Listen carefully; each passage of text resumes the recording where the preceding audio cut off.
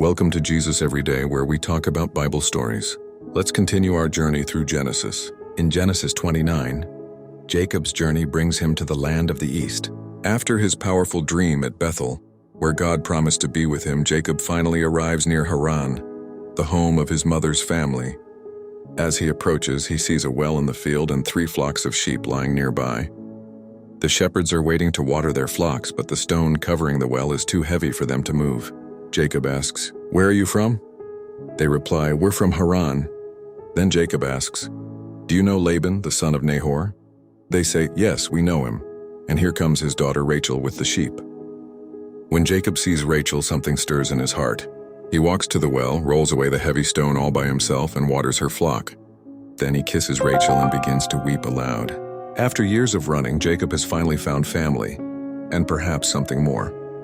Rachel runs to tell her father Laban, who welcomes Jacob into his home.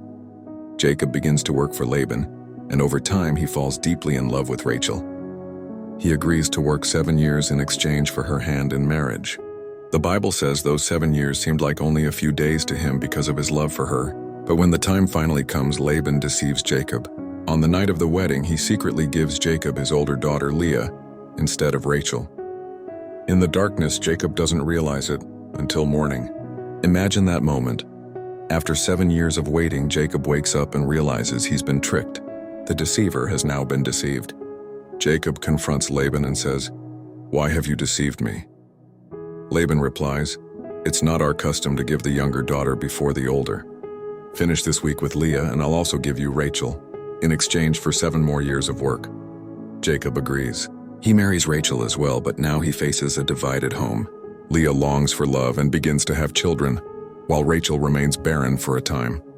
The Bible says that when the Lord saw Leah was unloved, he opened her womb, showing his compassion for her pain.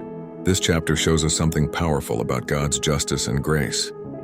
Jacob, who once deceived his father and brother, now experiences what it feels like to be deceived. But through it all, God's plan continues to unfold. Even in the chaos of Jacob's relationships, God is working to fulfill his promise. The promise that through Jacob's family, the 12 tribes of Israel will be born.